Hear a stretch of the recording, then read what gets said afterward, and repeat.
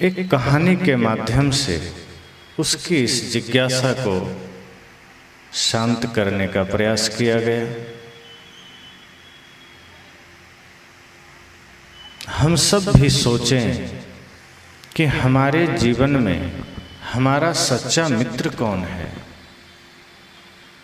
शत्रु कौन है, कौन है जिसके वजह से हमारे जीवन में कुछ खुशियां आ सकती है। क्योंकि सद्गुरु कबीर इस बात को जोर देकर कहते हैं कि संगति से सुख उपजे, कुसंगति से दुख होए।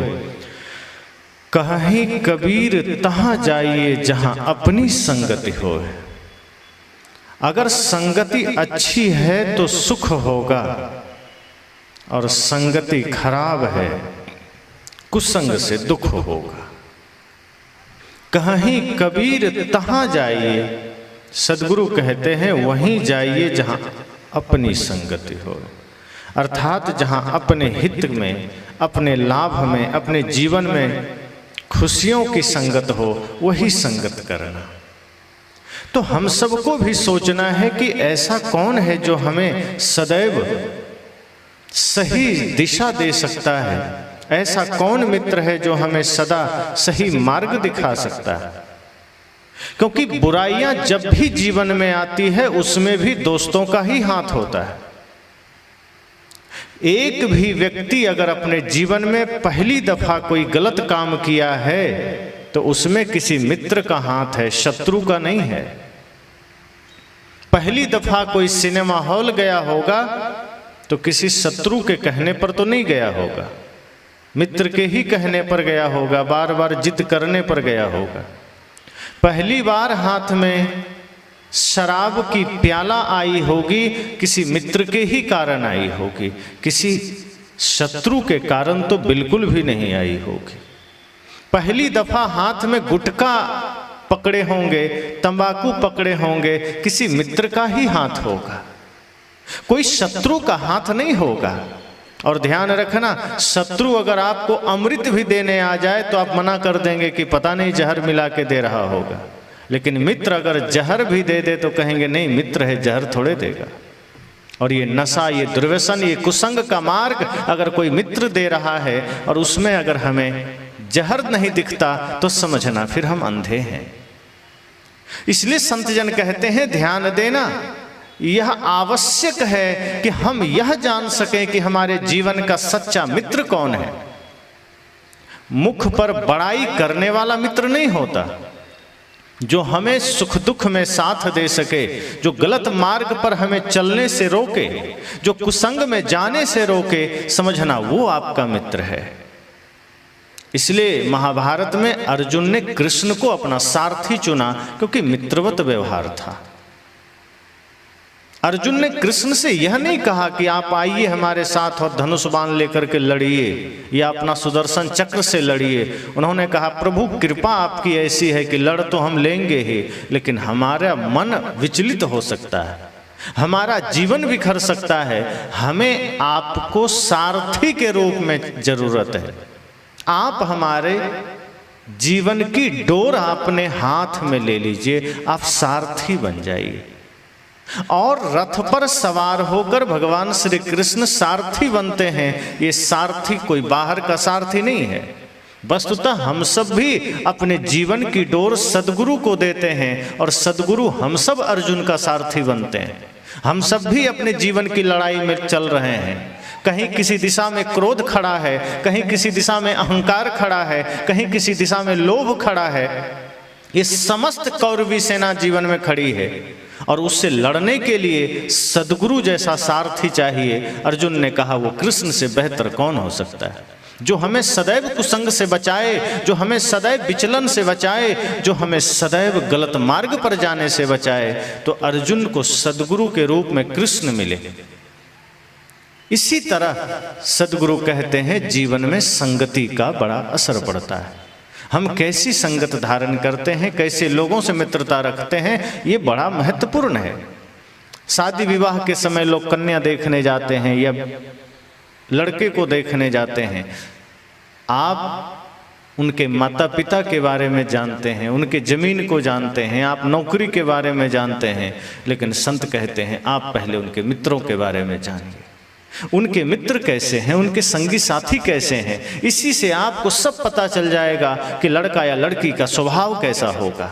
अगर उसके मित्र सात्विक हैं, उसके मित्र पवित्र हैं, सादगीपूर्ण जीवन जीने वाले हैं, माता पिता गुरु के भक्त हैं, राष्ट्र भक्त हैं, तो समझ जाना वो लड़का या वो लड़की ठीक होंगे। लेकिन यदि उनके मित्र आपको ऐसे ना मिले, वो गलत मार्ग में जाने वाले मिले, नशा करने वाले मिले, छल कपट करने वाले मिले, तो समझ जाना कि इससे अलग इसका थोड़ा भी कुछ नहीं होगा। इसलिए सदगुरु कहते हैं संगति से सुख उपजे। इस संगति आपको सुख भी दे सकता है और दुख भी दे सकता है। अगर कुसंग के रंग में रंग गए तो यही जीवन बदरंग भी हो सकता है, और सत्संग के रंग में रंग गए तो यही जीवन सुरंग हो सकता है। इसलिए मित्र कौन है यह जानना जरूरी है, क्योंकि अक्सर हमारे जीवन के विनाश में मित्रों का ही रोल रहा है।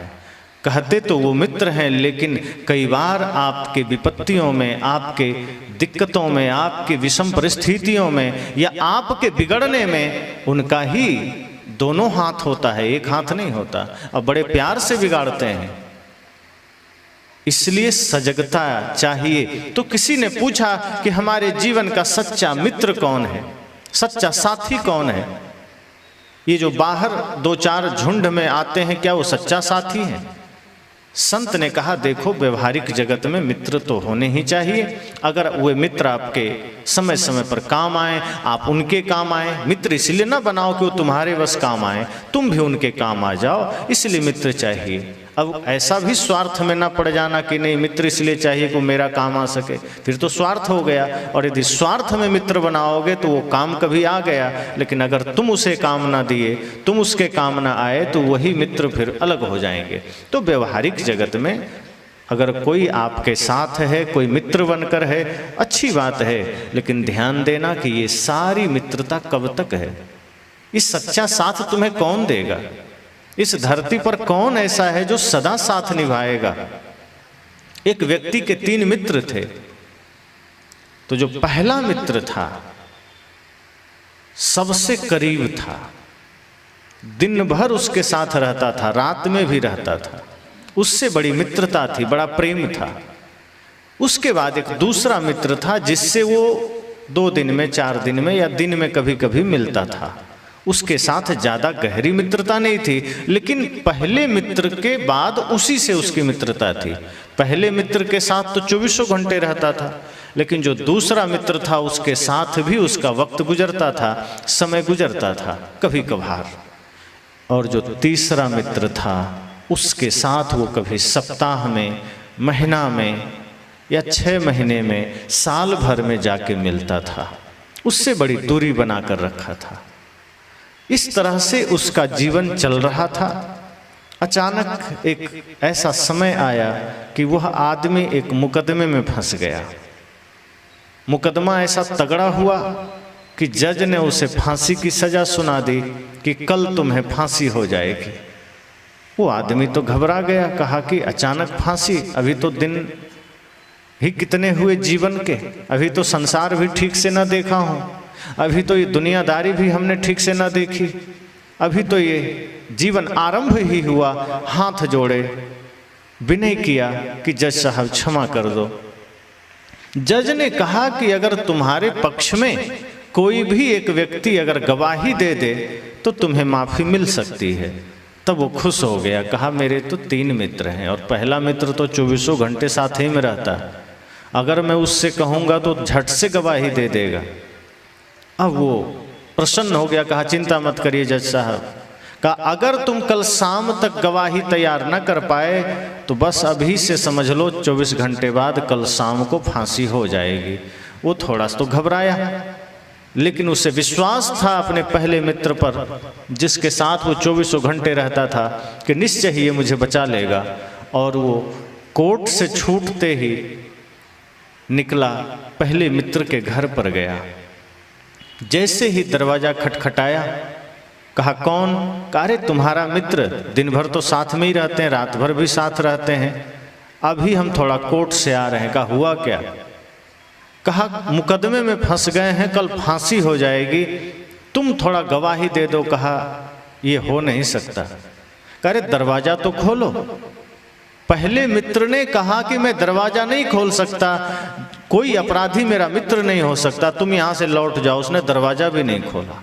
जहां से उम्मीद थी, जहां से कामना थी कि ये मेरा सबसे खास मित्र है, सबसे महत्वपूर्ण मित्र है, ये साथ दे देगा, उसने दरवाजा तक ना खोला।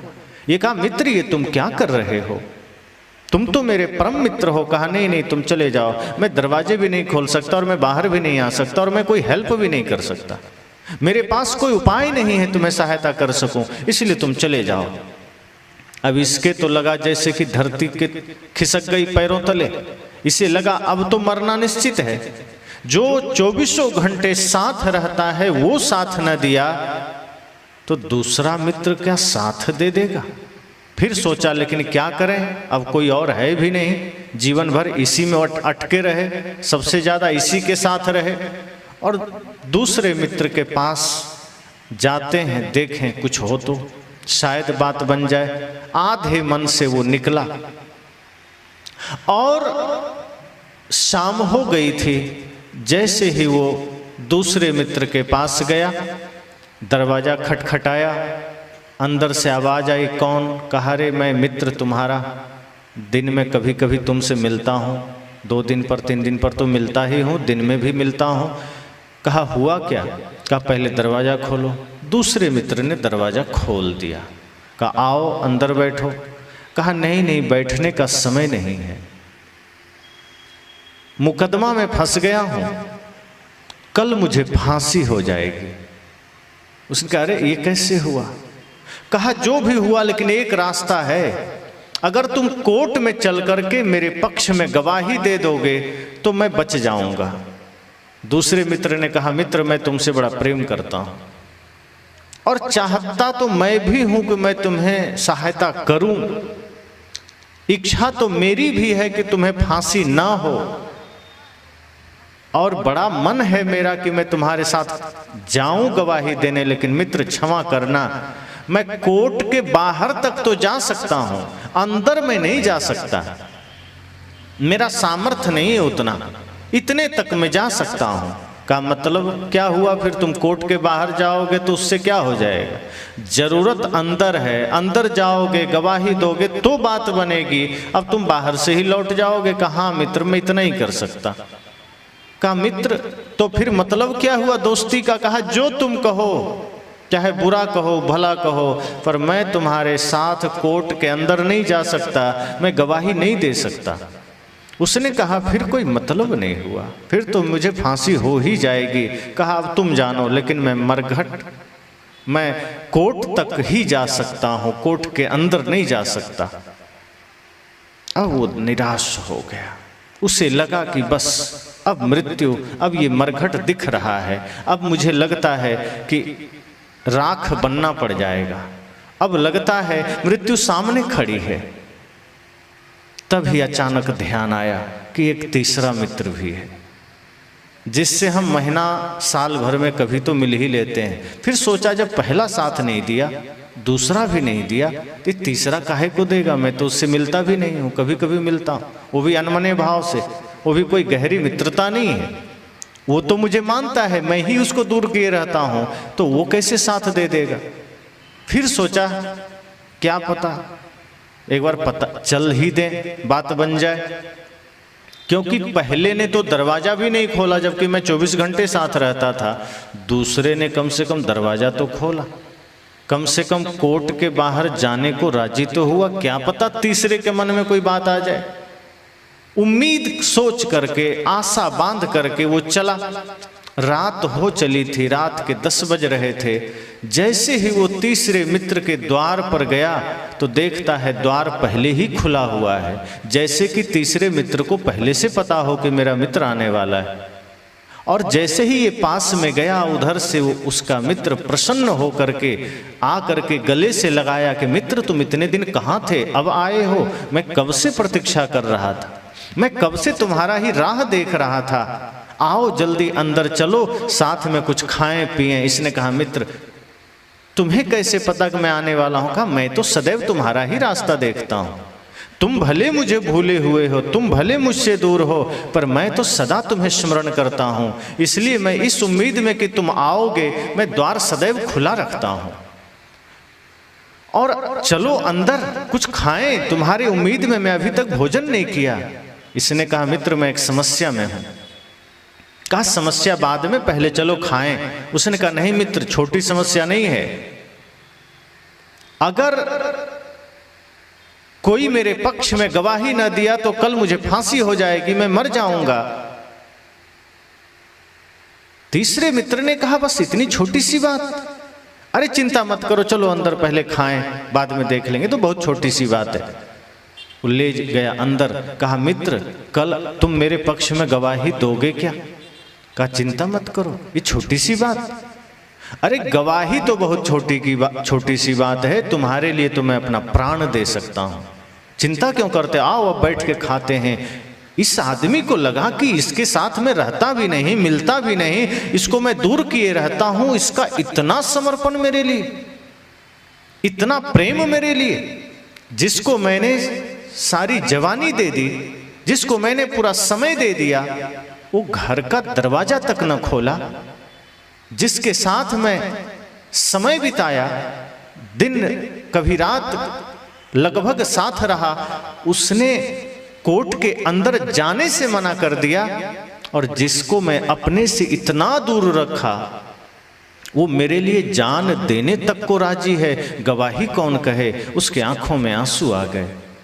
तीसरे मित्र ने कहा मित्र रो क्यों रहे हो, अब क्या डर है, अभी चलें क्या गवाही देने? कहा नहीं नहीं, कल चलना, कल जाकर के गवाही दे देना। और तीसरा मित्र आराम से खाए पिए विश्राम किए, उसको हिम्मत दिया।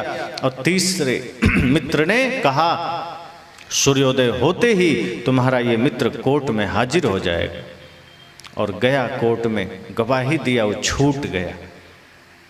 और तब से उसने कहा कि ये पहला और दूसरा मित्र को अब मैं कभी मिल नहीं सकता, अब ये मेरा जीवन तीसरे मित्र के हवाले है, अब मैं दूसरे और पहले के पास भी नहीं जाऊंगा। उसने मेरा सब कुछ ले लिया और ऐसा दिखाया जैसे वही सब कुछ है मेरा, लेकिन वक्त पड़ा तो वही पीछे हट गए। लेकिन तुम मेरे साथ थे, मैं भले ही तुम्हें दूर किए रहा, पर तुमने मुझे नहीं छोड़ा, इसलिए अब ये जीवन तुम्हारे हवाले।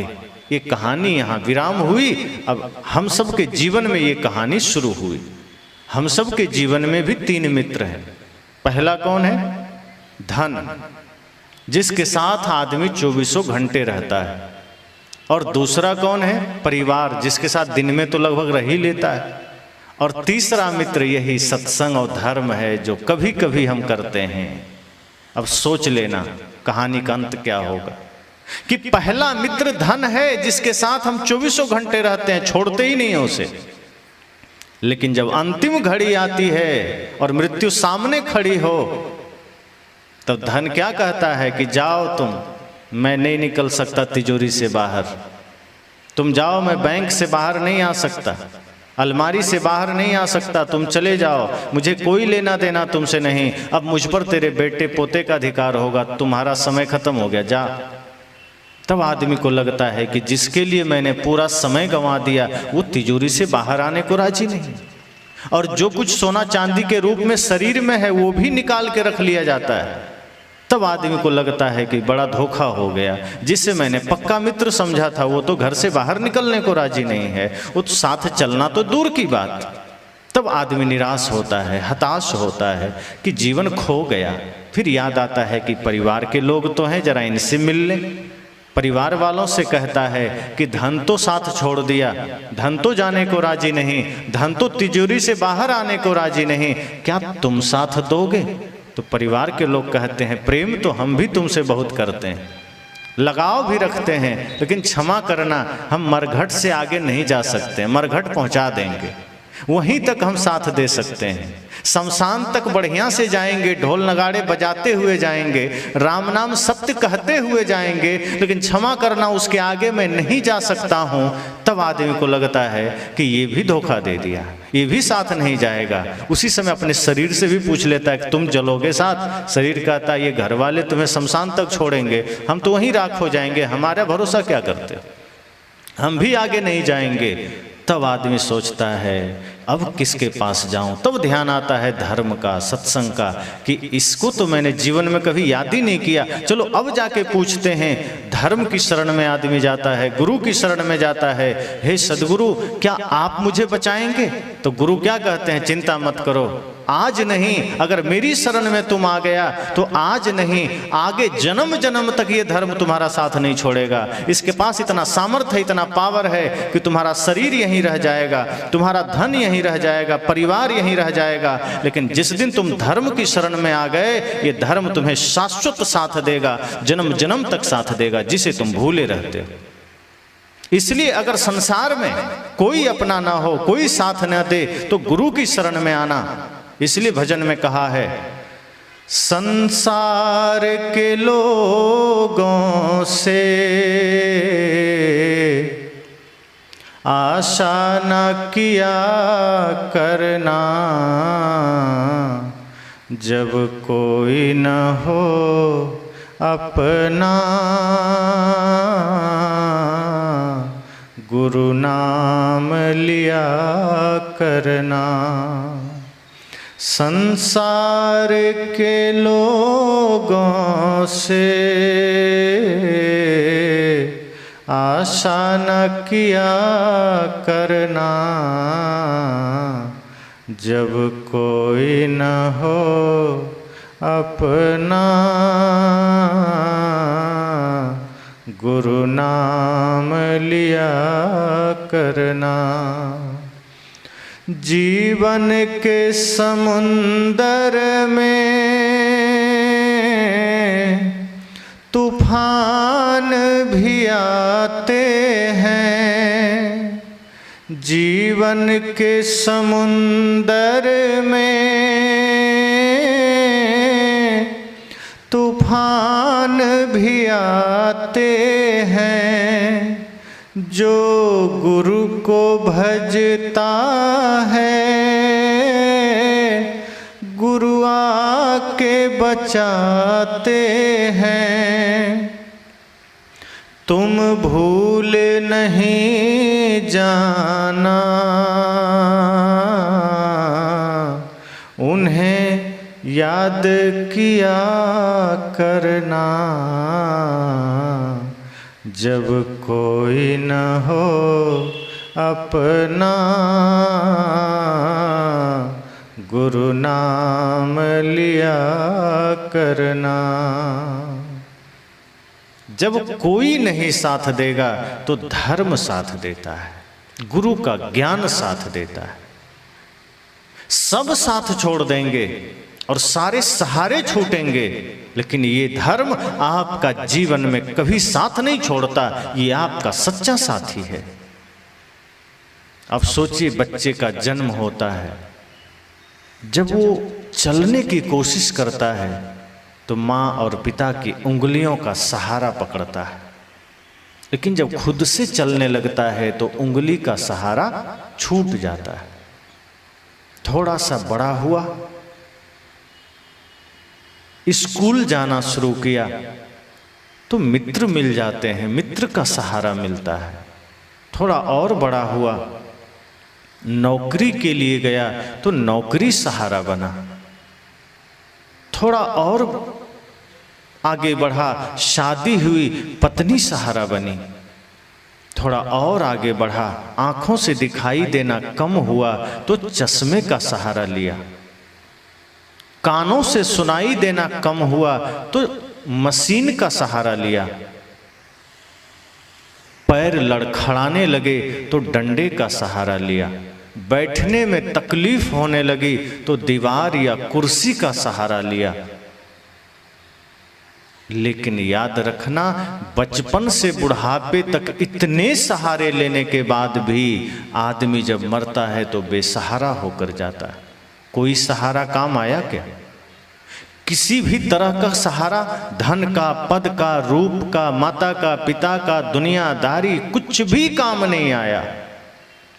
लेकिन सदगुरु क्या कहते हैं, जो गुरु के पास आ गया, जो सदगुरु के निकट आ गया, वो कभी बेसहारा नहीं होता, वो कभी अनाथ नहीं होता, वो सनाथ हो जाता है। फिर वो बेसहारा नहीं रहता, क्योंकि गुरु के पास जो आ गया उसके सारे सहारे भले ही छूट जाएं, लेकिन जिसने गुरु को ही अपने जीवन में धारण कर लिया, ज्ञान को धारण कर लिया, धर्म को धारण कर लिया, वो कभी बेसहारा नहीं जाता।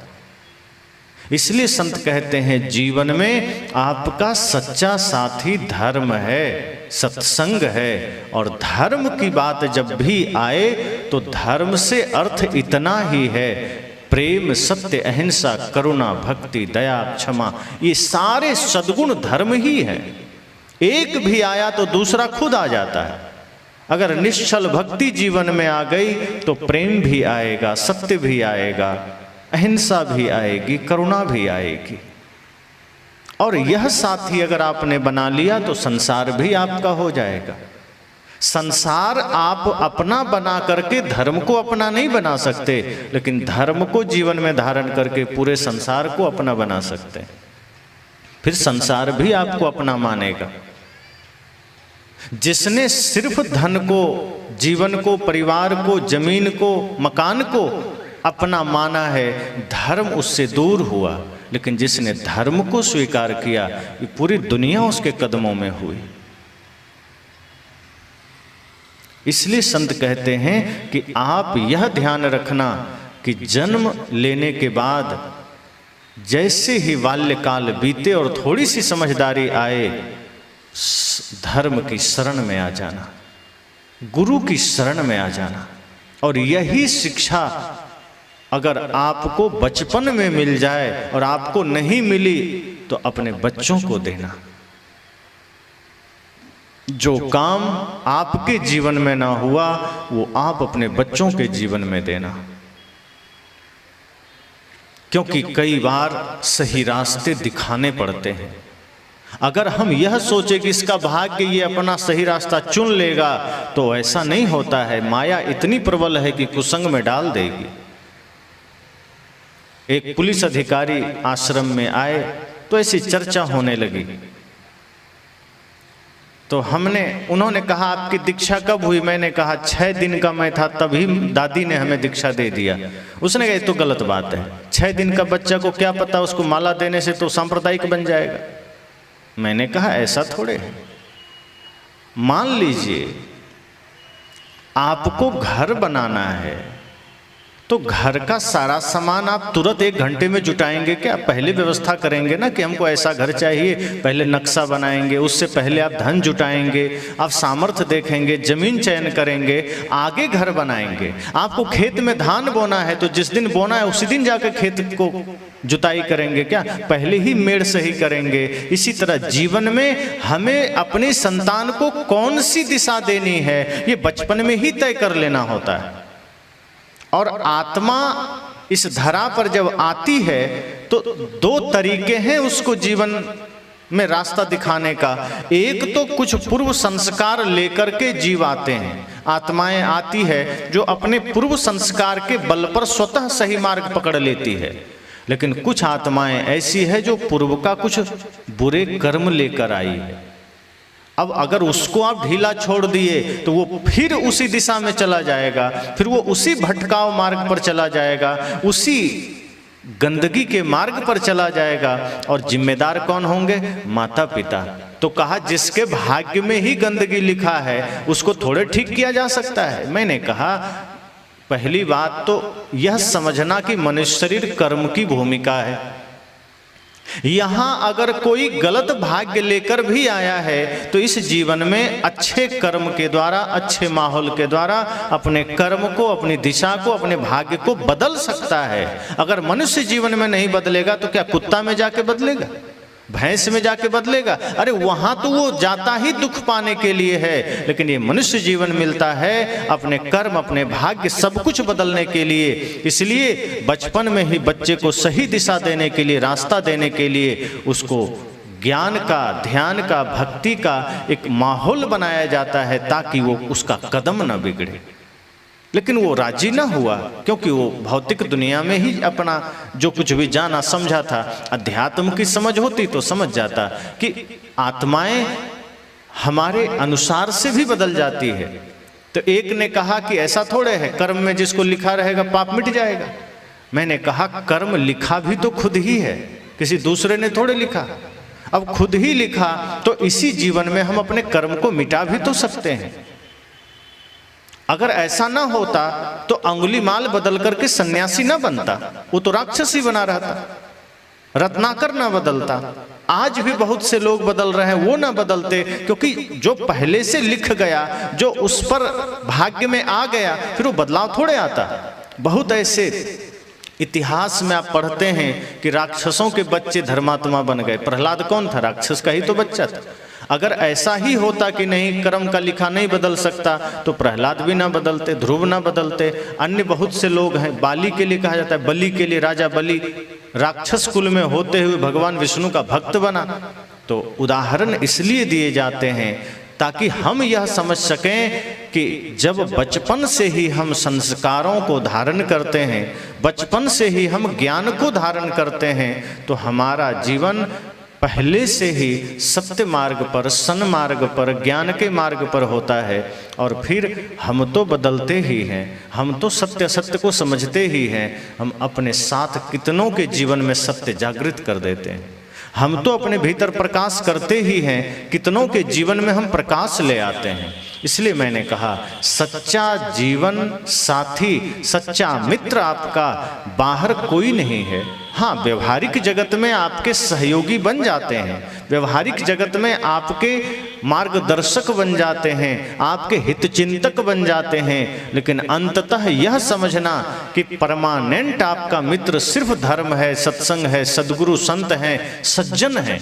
सज्जन भी इसमें है, क्योंकि सज्जन का मतलब ही होता है जो सत्य को जानते हैं, जो जीवन में सत्य, हिंसा, प्रेम, करुणा को धारण करते हैं, उन्हें भी सज्जन कहते हैं। अगर ऐसे मित्र आपके जीवन में हैं, वो आपको भटकने नहीं देंगे।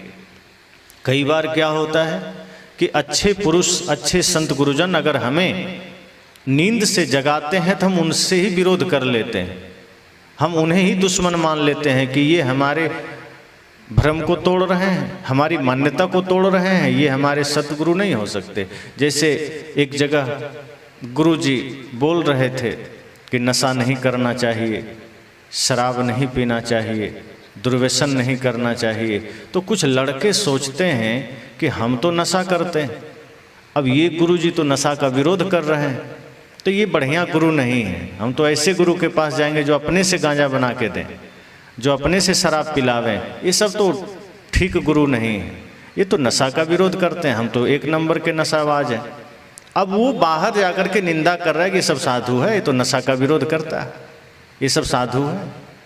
जो साधु खुद खैनी खाए, गांजा पिए, हमें भी पिलाए, हम तो उसी का चेला बनेंगे। अब वैसे गुरु को खोजने चला।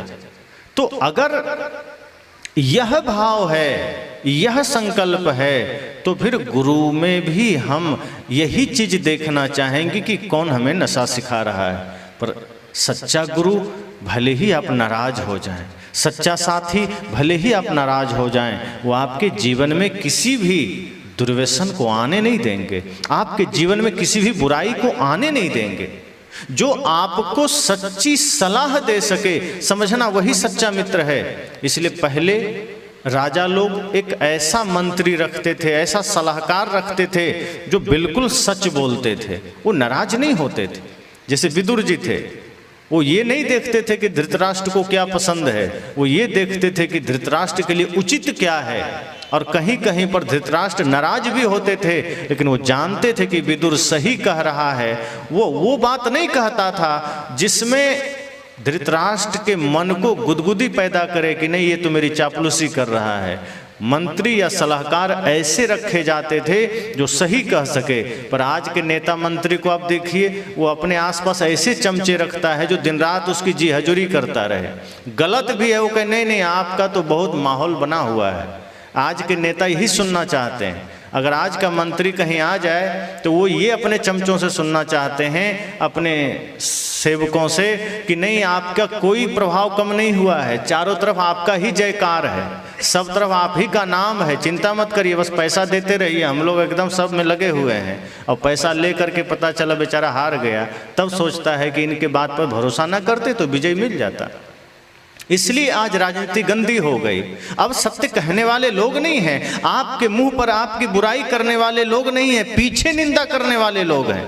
बुराई का तरीका भी बदल गया। अब कोई बुराई भी करता है तो इसलिए करता है कि किसी को नीचा दिखाना है। एक तरीका यह होता है कि वास्तव में हमें किसी से प्रेम है तो हम उसे बुरा नहीं देख सकते, तो हम इस तरीके से कहते हैं ताकि उसके जीवन में सुधार आ जाए। पर अब लोग किस लिए कहते हैं?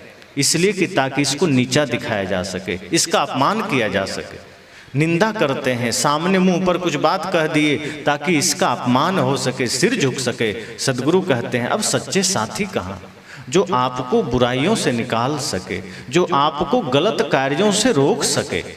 और कभी कभी ये काम माता पिता करते हैं तो बच्चे नाराज हो जाते हैं कि ये तो हमारे दुश्मन बन गए। कभी गुरु ये काम करते हैं तो बच्चे नाराज हो जाते हैं कि तो हमारे दुश्मन बन गए। गुरु माता पिता ये कभी भी अपने बच्चों का अहित नहीं चाहते। कभी भी अगर माता पिता क्रोध भी करते हैं, उनके क्रोध के पीछे अनुशासन होता है कि बच्चे में एक परिवर्तन आ सके, बच्चे का भविष्य बदल सके। इसलिए संत कहते हैं ध्यान यह देना कि आपके जीवन का सच्चा मित्र कौन है। अगर इतना भर ज्ञान हो गया तो आपके जीवन में फिर दिक्कतें नहीं आएगी, क्योंकि मित्र आपको रास्ता दिखाते हैं, मित्र आपके रास्ते को सुगम कर देते हैं। अगर गलत मित्र बन गया तो फिर आपके गलत में भी साथ देने लगेंगे। अब कर्ण ने क्या किया? दुर्योधन को मित्र बना लिया। अब ऐसा कसम खाया कि वो पाप करे चाहे अधर्म करे, मजबूरन उसको साथ देता गया। अगर उसके अंदर यह भाव होता कि मैं सच्चा मित्र हूं, इसे बुराई से बचाना है, तो शायद बचा सकता था। लेकिन योग्य मित्र भी हो और अगर वो सच कहने में डरता हो, वो आपको खोने में डरता है और उसके चक्कर में आपसे बुराई करवाता रहे, तो फिर वो मित्र होने योग्य नहीं। मित्र तो फिर कृष्ण जैसा चाहिए, जो सदैव पग पग पर हमें असावधानी से रोके, हमें बुराई से रोके, हमें कदम कदम पर सचेत करे, जगाए, कहीं भटकने ना दे। और ये व्यवहारिक जगत के लिए है कि व्यवहार में अगर आप कहीं चाहते हैं कोई मित्र हो तो ऐसे ही मित्र रखना जो आपको सही सलाह दे। आजकल लोग ऐसे ऐसे मित्र बना लेते हैं जो चुगली करने में आ गए हैं, जो आपका घर फोड़ देंगे, और आदमी उसी पर भरोसा कर लेता है। माताएं भी ऐसा करती हैं। कुछ ऐसी माताएं समाज में होती हैं जो बहू के खिलाफ सास का कान भर देती है कि वो तो ऐसी है, तुम्हारे पीठ पीछे गलत कर रही थी। अब बिना जांच पड़ताल किए सास बहू में झगड़ा हो गया। कई लोग ऐसे भी होते हैं जो आपसे भी कुछ शिकायत कर देंगे और आपके मित्र से भी कर देंगे। आपके पास आएंगे तो कहेंगे तुम्हारा मित्र हमसे तुम्हारी बुराई कर रहा था। अब आपके मन में होगा मेरा मित्र मेरी बुराई तो क्यों कर रहा था, तो कोई बात को बता देगा, हाँ इस वजह से कर रहा था। अब यही आदमी आपके मित्र के पास जाएगा, उसको कहेगा तुम्हारा मित्र तुम्हारी बुराई कर रहा था। अब अगर आपने इसका चेक नहीं किया सत्य असत्य को, तो आपस में झगड़ा होना पक्का है। इसलिए संत कहते हैं व्यवहारिक जगत में भी जो आप कई जगह हारते हैं, परिवार में बिखराव पैदा होता है, सास बहू के झगड़े होते हैं, कभी कभी तीसरे व्यक्ति के कारण होता है, और वो चीज़ें हम नहीं समझते हैं, इसलिए होता है। कोई ना कोई आपके जीवन में शकुनी बनता है, तभी जीवन में बिखराव आता है। कोई ना कोई आपके घर में मंथरा बनती है, तभी परिवार में बिखराव आता है। और कारण सिर्फ इतना होता है कि हम सत्य सत्य समझते नहीं हैं। और अंतिम बात जो सदगुरु कहते हैं, ये तो व्यवहार में सावधानी रखना कि मित्र अच्छे हों, थोड़े ही हों, अच्छे हों। एक भी ना हो, अगर अच्छे ना हो तो एक भी ना हो, काम चल जाएगा। लेकिन ये नहीं जरूरी है कि मित्र होने ही चाहिए जो आपको गलत मार्ग से रोक ना सके। ऐसे मित्र क्या जरूरत है? जो भटकाव में सहायक बने वो मित्र नहीं दुश्मन है। जो आपके जीवन में बुराई में सहायक बने वो मित्र नहीं दुश्मन है, उसे दुश्मन समझना। इसी तरह से ये संसार में जब आप आंखें बंद करिए तो देखिए कि ये संसार हमारा सहायक है क्या? अंतिम घड़ी में साथ देगा? कौन देगा? धर्म के सिवा कोई सच्चा साथी नहीं। जो साथ चले वही आपका साथी है, वही भजने योग्य है, वही जीने योग्य है। बाकी तो व्यवहार निभा कर चल देना है, बाकी के साथ तो मित्रता करके चल देना है, किसी से कोई विवाद नहीं, कोई झगड़ा नहीं। अब एक चीज और समझना कि जब संत यह कहते हैं कि सच्चे मित्र जीवन में बनाना, तो अगर कोई बुरा आदमी है तो उससे घृणा करके झगड़ा भी नहीं करना है कि चलो उसकी आलोचना करने लग गए, उसकी निंदा करने लग गए। गुरु कहते हैं कि अगर कोई ऐसा व्यक्ति है जो गलत मार्ग में जा रहा है तो उसकी निंदा भी नहीं करना, बस उपेक्षा कर देना। उपेक्षा एक शब्द है शास्त्रों में, इसका बड़ा महत्व है कि जैसे किसी से आपको नहीं बनती है, किसी के जीवन में बुराई है, किसी से आपको दिक्कत है, तो उसकी आलोचना करने के बजाय उसकी उपेक्षा कर देना। जैसे आप कहीं जाते हैं और जाते जाते आपको मार्ग में चौराहा मिल गया, आपको जाना है सीधे, दाईं ओर भी सड़क जा रही है, बाईं ओर भी जा रही है, तो चौराहे पर खड़ा होकर आप क्या करेंगे? बाईं ओर और दाईं ओर वाली सड़क को आलोचना करेंगे, गाली देंगे कि नहीं इधर सड़क क्यों बना दिया, हमें तो इधर जाना ही नहीं है, ऐसा सोचेंगे क्या?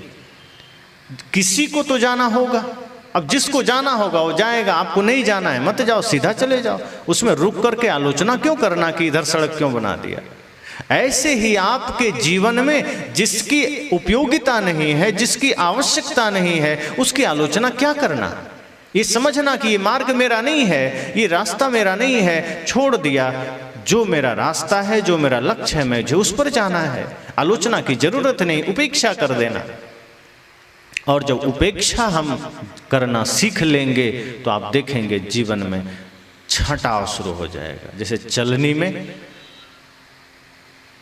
कचड़े गिर जाते हैं, अच्छी चीज़ें रह जाती है, और कई बार अच्छी चीज़ें गिर जाती है, कचड़ा रह जाती है, दोनों को अलग कर देता है। इसी तरह जब आप विवेक करेंगे, विचार करेंगे, तो जीवन वही रहेगा, लेकिन धीरे धीरे एक फिल्टर लग जाएगा, छन जाएगा सब। जो अच्छा है आपके साथ हो जाएगा, जो बुरा है वो धीरे धीरे उसकी उपेक्षा हो जाएगी। इसी तरह से जीवन में आगे बढ़ा जा सकता है। तो मैंने कहा जीवन का सच्चा साथी ये कौन है? ये धर्म है, सत्संग है। और यही धर्म जब आपके जीवन में आएगा तब पूरा संसार मित्र बन जाता है, फिर कोई दुश्मन नहीं रहता। बुद्ध जब परम ज्ञान को पा लिए तो संसार मित्र हो गया। शुरू में तो कुछ लोग दुश्मन बने, लेकिन बाद में सब मित्र हो गए। राम जब आदर्श राजा बन गए तो सब धीरे धीरे मित्र बन गए। जैसे ही सद्गुण जीवन में आएंगे, जैसे ही प्रेम जीवन में आएगा, फिर कोई दुश्मन रह ही नहीं जाता। दुश्मन के भाव भी तभी तक हैं जब भीतर कोई ना कोई विकार मौजूद होता है। इन आँखों से हम बुराई तभी देखते हैं, किसी में दुश्मनी भी तभी देखते हैं जब भीतर कोई विकार है। जब भीतर निर्मलता आ गई, पवित्रता आ गई, तो जहाँ भी देखेंगे वहाँ आपको अपना ही नजर आएगा, सब अपने नजर आएंगे। इसलिए सदगुरु कहते हैं कछु लेना न देना मगन रहना, कुछ लेना न देना। ये अपेक्षा भी संसार से मत करना कि कुछ मिले। किसी से अपेक्षा करोगे तो किसी से निराशा मिलेगी। अगर किसी से आपने उम्मीद किया तो कहीं से निराश होना पड़ेगा, कहीं से निराश हुए फिर कोई आपको उम्मीद बंधा देगा। इसी तरह से किसी से दोस्ती हुई, किसी से दुश्मनी हो जाएगी, किसी से दुश्मनी हुई, किसी से दोस्ती हो जाएगी। सदगुरु कहते हैं इससे अच्छा किसी से दोस्ती नहीं, मतलब सबसे दोस्ती। ना काहू से दोस्ती ना काहू से बैर। जब किसी से दोस्ती और किसी से बैर नहीं का भाव होगा तो पूरा संसार आपका होगा, सब आपके होंगे। लेकिन इसमें भी कुछ बातें हैं कि क्या अगर हम एक भारत जैसे देश में रहते हैं और हम राष्ट्रभक्त हैं तो हमें और क्या क्या सोचना है। संत कहते हैं हिंसा से दूर रहना, किसी से नफरत नहीं करना, सबको मित्र समझना। लेकिन अगर हम एक भारतीय हैं तो पाकिस्तान को क्या समझें, मित्र समझें कि दुश्मन समझें? अगर हम भारतीय हैं तो चीन को क्या समझें? अगर हम भारतीय हैं तो जवान पर, अगर कोई सीमा पर जवान खड़ा है, मान लीजिए आपके गांव से भी बहुत से लोग होंगे जो सीआरपीएफ में होंगे, एसएसबी में होंगे, बीएसएफ में होंगे, आईटीबीपी में होंगे, या फिर मेन आर्मी में होंगे, कोई ना कोई तो होंगे। अब वो अगर सीमा पर खड़े हैं और कोई दुश्मन आ जाए तो वहाँ क्या करना है? फूल माला लेके स्वागत करना है कि AK-47 से उसके अंदर गोलियां दाग देनी है? क्या करना है? क्योंकि संत कहते हैं मारना हिंसा है, संत कहते हैं क्रोध करना पाप है, संत कहते हैं कोई भी इस तरह का कृत्य करना पाप है। तो ये क्या है? इन सभी विषयों पर मैं कल विस्तृत रूप से चर्चा करूंगा कि हमारा धर्म क्या है और ये सब करने के बाद भी क्या हम धार्मिक बने रह सकते हैं? ये सब करना भी क्या धर्म हो सकता है? क्योंकि एक राष्ट्रभक्त होने के नाते, एक भारतीय होने के नाते, भारत की मिट्टी में जन्म लेने के नाते इन विषयों पर भी हमें जानना चाहिए, इस पर भी हमें चर्चा करना है। क्योंकि जब इन विषयों को हम समझेंगे, जानेंगे, तो हमारे बच्चे आध्यात्मिक तो बनेंगे ही, वो राष्ट्रभक्त भी बनेंगे। और ये दोनों जरूरी है। और सच तो ये है कि जो सच्चा आध्यात्मिक है वो सच्चा राष्ट्रभक्त भी हो जाता है। राष्ट्रभक्त और आध्यात्मिकता में कोई फर्क नहीं है। जिसने राष्ट्र धर्म को जान लिया, मतलब वो अध्यात्म को जान लिया, उसने मानव धर्म को जान लिया। इस विषय पर कल विस्तृत चर्चा होगी, संभवतः प्रथम सत्र में ही। अभी मैंने कहा कि हमारे जीवन में, परिवार में है, समाज में है, राष्ट्र में है, तो हमें सबसे प्रेम रखना है। कोई आलोचना करे उससे भी रखना। क्यों? क्योंकि अगर आपने किसी ने प्रेम किया तो उससे प्रेम रखा, किसी ने आलोचना किया उससे क्रोध किया, इसका मतलब है कि हृदय में क्रोध है तभी तो किया। और लेकिन अपने हृदय को निर्मल बनाना, अपने हृदय को पवित्र बनाना कि अपने हो या पराये सबके लिए हो न्याय। कोई सम्मान किया तो भी धन्यवाद, कोई अपमान किया तो भी धन्यवाद। इस भाव में उतरना है। जब इस भाव में उतरेंगे तो लगेगा सब अपना है। और यदि आप संसार के पीछे भागेंगे तो वक्त पड़ने पर सब साथ छोड़ देंगे, कोई आपका अपना नहीं रहेगा। और तब ऐसा लगेगा जैसे जीवन में सिर्फ मृत्यु सामने खड़ी है। बेटा भी साथ छोड़ दिया, पत्नी भी साथ छोड़ दी, मित्र भी साथ छोड़ दिए, भाई भी साथ छोड़ दिए, धन भी साथ छोड़ दिया। एक बात याद आई, शायद और अच्छे से समझ जाएंगे। एक आदमी कपड़े धोने जाता था अपना गधा लेकर, गधे के पीठ पर डाल देता था कपड़े का गट्ठर और चला जाता था नदी किनारे। तो कपड़े का गट्ठर गधे से उतार देता, फिर अपना धोने लगता। गधा वहीं पर अपना घास चरता। दिन भर वो कपड़े धोता, सुखाता। शाम होते ही गधे को भी पता चल जाता मुझे चलने का समय है, वो आ जाता, फिर से सूखा हुआ कपड़े का गट्ठर उसके पीठ पर लाद देता, गधा फिर घर आ जाता। इस तरह से गधे और उस धोबी में मित्रता थी। दोनों एक दूसरे के सहायता कर रहे थे। हालांकि धोबी तो कुछ भी सहायता नहीं कर रहा था, गधा ही कर रहा था। गधा होके भी वो सहायता कर रहा था। धोबी आदमी तो था पर वो कोई सहायता नहीं करता था, घर में खाने भी नहीं देता। वो जितनी देर वो नदी किनारे चरता था बेचारा उतना ही खा के रहता था, कपड़े का गट्ठर ढोता था। धीरे धीरे समय बीता, गधा भी थोड़ा बूढ़ा हुआ, लाचार हुआ। अब कपड़े का गट्ठर धोने में भी, पीठ पर रख करके चलने में भी कठिनाई होने लगी। एक दिन की बात है, कपड़े का गट्ठर लेकर जैसे ही नदी किनारे पहुंचा, कपड़े का गट्ठर उतार दिया, वो चरने चला गया। इधर धोबी ने सारे कपड़े धोए, सुखाए, चलने का समय हुआ, देखा गधा आया नहीं। वो घबरा गया, कहा कपड़े का गट्ठर कौन ले जाएगा। इसलिए नहीं घबराया कि गधा कहीं बीमार हो गया कि कहाँ चला गया, इसलिए घबराया कि बोझ कौन उठाएगा। गधे से कोई प्रेम थोड़े था। फिर उसने देखा आसपास कहीं कोई गधा नहीं दिखा। थोड़ी दूरी पर देखता है कि कुछ लोग वहाँ खड़े हैं।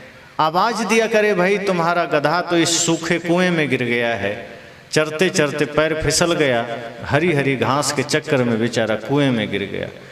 ज़्यादा गहरा कुआं नहीं था, 15-20 फीट रहा होगा, 15 फीट। पानी नहीं था, सूखा कुआं था। गधा गिर गया। गांव के लोग वहाँ आसपास में आ गए, खेतों में काम करने वाले। ये धोबी भी पहुँचा, देखता है सच में गधा नीचे गिरा हुआ है। कहा भी कैसे निकालना है? धोबी ने कहा किसी भी तरह निकाल दो, चाहे जो हो जाए निकाल दो। गधे ने सोचा कि लगता है मेरा मालिक बड़ा प्रेम करता है, किसी भी शर्त पर निकलवाना चाहता है। लोगों ने कहा मुश्किल है, कहा अरे निकाल दो, नहीं तो हम कपड़ा लेकर कैसे जाएंगे। तब गधा को लगा नहीं नहीं झूठ, ये कपड़े को कैसे ढोना है इसलिए ये निकलवाना चाहता है, अकेला सिर पर ढो के ले नहीं जा सकता, अब हम ही हैं। तब लोगों ने कहा देखो भाई, अब पुराना जमाना था, टेक्नोलॉजी ज़्यादा थी नहीं। लोगों ने कहा कोई उपाय नहीं है, गधा भारी है, निकालना मुश्किल है, क्या करें।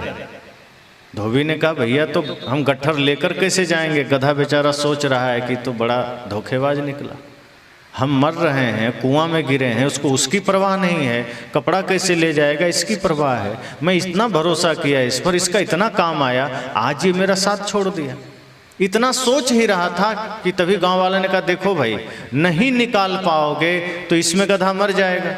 अब मर जाएगा तो यहाँ काम करने वालों को गंध आएगी, तब क्या किया जाए। तो धोबी ने कहा ऐसा करो, जिंदा ही इस पर मिट्टी डाल दो, ढक दो इसको ताकि गंध ना आए। अब गधा को लगा कि बहुत बड़ा धोखा हुआ, हम तो जिसको मालिक समझ रहे थे, अपना समझ रहे थे, इतना क्रूर निकला।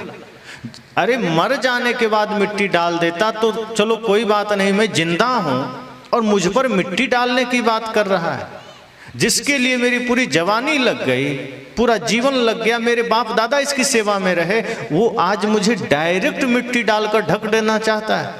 अब उसे लगा कि अब तो मृत्यु निश्चित है, मैं जिस आदमी के चक्कर में पूरा जीवन गंवा दिया, अब मुझे यही आदमी मृत्यु देने का कारण बन रहा है। मैंने भरोसा किया, ये मेरे भरोसे को तोड़ दिया। गांव वाले ने कहा तो देरी क्या करता है, जल्दी फावड़े लाओ, फटाफट मिट्टी खींचो, भरो। गधा सोचता है अब कोई नहीं बचा सकता, अब तो ये सब मारने पर तुले हुए हैं। पहले तो धोबी अकेले बोला था, ये गांव वाले भी तैयार हो गए, अब लगता है कोई रास्ता नहीं। और जब तक दुनिया में हम रास्ता खोजते हैं, जब तक संसार में हम रास्ता खोजते हैं, तब तक सारे द्वार बंद नजर आते हैं। गधे ने भी जब तक उम्मीद किया कि कोई तो हमारे पक्ष में बोलेगा, तब तक उसे अंधेरा नजर आया। लेकिन जैसे ही लगा कि सब दुश्मन हो गए, सब मारने पर तुले हैं, तब उसने उम्मीद छोड़ दी, आंखें बंद किया, भगवान को याद किया, और तब एक रास्ता सूझा। इन लोगों ने तो मिट्टी डालना शुरू कर दिया, लेकिन गधा थोड़ा सा दिमाग लगाया। चारों तरफ से जैसे ही ध्यान हटा, भीतर की थोड़ी सी ज्योति जली, तब उसे ध्यान आया कि मिट्टी एक साथ थोड़े डालेगा, धीरे धीरे डालेगा। तो जैसे ही डालेगा मैं पैर ऊपर करते जाऊंगा, पीठ को हिला दूंगा, मिट्टी मेरे पैर के नीचे हो जाएगी। और इस तरह से उसने चालाकी किया कि जैसे ही मिट्टी पड़ती वो पीठ हिला देता, अपना पैर ऊपर कर लेता, मिट्टी नीचे हो जाती, फिर मिट्टी डालता, फिर पैर उठा लेता, फिर मिट्टी नीचे हो जाती। धीरे धीरे मिट्टी भरते गई, गधा ऊपर आते गया। जैसे ही पूरा ऊपर आया, धोबी खुश हुआ, कहा अरे मेरा गधा बच गया, चलो गट्ठर उठाओ। कहा क्षमा करना, अब तो मैं जंगल चला, जब मैं लाचार था तब तो तुम मिट्टी डालने को राजी थे, मारने को राजी थे, अब मैं ऊपर आ गया तो तुम प्यार दिखा रहे हो। ये तेरा प्यार नहीं, ये तो तेरा स्वार्थ है, जो तुम कपड़े लेकर नहीं जा सकते, मेरे फिर पीठ पर ला दोगे, फिर मैं तुम्हारी सेवा करूंगा और किसी दिन फिर तुम्हें मार दो, तुम मुझे मार दोगे। उससे अच्छा अब मैं तो चला जंगल। गधे को भी समझ में आ गई कि कोई अपना होने वाला नहीं, गधा भी संन्यास ग्रहण कर लिया। लेकिन ऐसे हमारा मन हमें वही गधा बना के रखता है, हम वैसे ही ठोकर खाते हैं, वैसे ही पीड़ा में फंसते हैं, वैसे ही चारों तरफ से हमारे रास्ते बंद होते हैं। पर गधा ने तो सबको भुला करके आंखें बंद किया, गुरु या भगवान ने जो भी याद किया, रास्ता मिल गया। हम लोग वैसा कहाँ करते हैं? हम लोग तो गधे से भी गए बीते हैं, वो तो फिर भी रास्ता निकाल लिया, वो तो फिर भी मार्ग खोज लिया, हम तो उसी में मार्ग खोजने लग जाते हैं कि शायद ये बेटा काम नहीं दिया तो छोटा दे देगा, कि शायद पत्नी काम दे देगी, मित्र काम दे देगा, कि शायद धन काम दे देगा। और यही रास्ता खोजते खोजते मृत्यु सामने होती कि कोई काम नहीं देगा, चल समय हो गया। पर गुरु कहते हैं आंख बंद करना। मैंने भजन सुनाया ना, जब कोई ना हो अपना गुरु नाम लिया करना। जब सारे रास्ते बंद हो जाएं, जब सारे मार्ग बंद हो जाएं, तो गुरु को स्मरण करना, सदगुरु को स्मरण करना। जिसके जीवन में सदगुरु हैं वो व्यक्ति कभी माया में फंस नहीं सकता, वो व्यक्ति कभी निराश नहीं हो सकता, उसे यमराज भी नहीं पकड़ सकता। जो गुरु की चरण पकड़ लेता है यमराज भी उसे छूने से डरता है, ये समझना।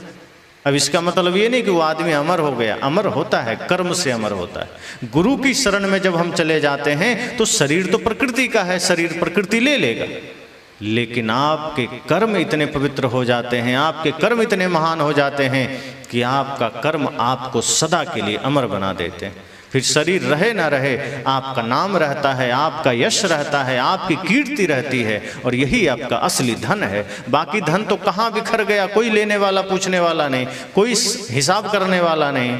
लेकिन आपने जो असली कमाई की, आपने जो असली उद्यम किया, वो धर्म के क्षेत्र में किया, वो गुरु सेवा में किया, वो आपका हो गया। इसलिए मैंने कहा जब सच्चा मित्र धर्म को बना लेंगे, जब धर्म की शरण में, सदगुरु की शरण में आ जाएंगे, तो आप कभी बेसहारा नहीं हो सकते, फिर आप कभी लाचार नहीं हो सकते, आपको जीवन में कभी धोखा नहीं मिल सकता, आप कभी ठगा नहीं सकते। इतना सामर्थ्य है सदगुरु के ज्ञान में, सदगुरु के चरणों में। इसलिए सदैव यह संकल्प रहे कि इस नए वर्ष में हम इसी संकल्प से चलेंगे कि संसार के साथ व्यवहार तो करेंगे, तुलसी या संसार में भांति भांति के लोग, सबसे हिलमिल चालिए नदी नाव संजोग। लड़ाई किसी से नहीं करना, हिलमिल कर ही चलना है, प्रेम से ही चलना है, लेकिन यह ध्यान रखना है कि सब छूटने वाले हैं, और जो अपना है वो धर्म, गुरु का शरण, गुरु का ज्ञान, इसके सहारे चलना है। सबसे प्रेम, समस्त जीवों से प्रेम, समस्त सृष्टि से प्रेम, बैर किसी से नहीं, नफरत किसी से नहीं, घृणा किसी से नहीं। ये जिसने कर लिया उससे बड़ा सम्राट कोई नहीं। जब वो धरती से जाएगा उसके पास भक्ति का, प्रेम का, सत्य का इतना अपार धन होगा कि उसके सामने सब फेल, और ये धन कभी कोई बांट नहीं सकता। मैंने कल ही कहा था ये साथ जाएगा। तो इस धन का अगर अर्जन, इस धन का श्रम करके अर्जन आप करते हैं, इस धन को प्राप्त करते हैं, उसके लिए गुरु की शरण जरूरी है, सदगुरु की शरण जरूरी है। और इसी से हमें यह पता चलेगा कि हमारा सच्चा मित्र कौन है। तो अभी इसी के साथ वाणी को विराम।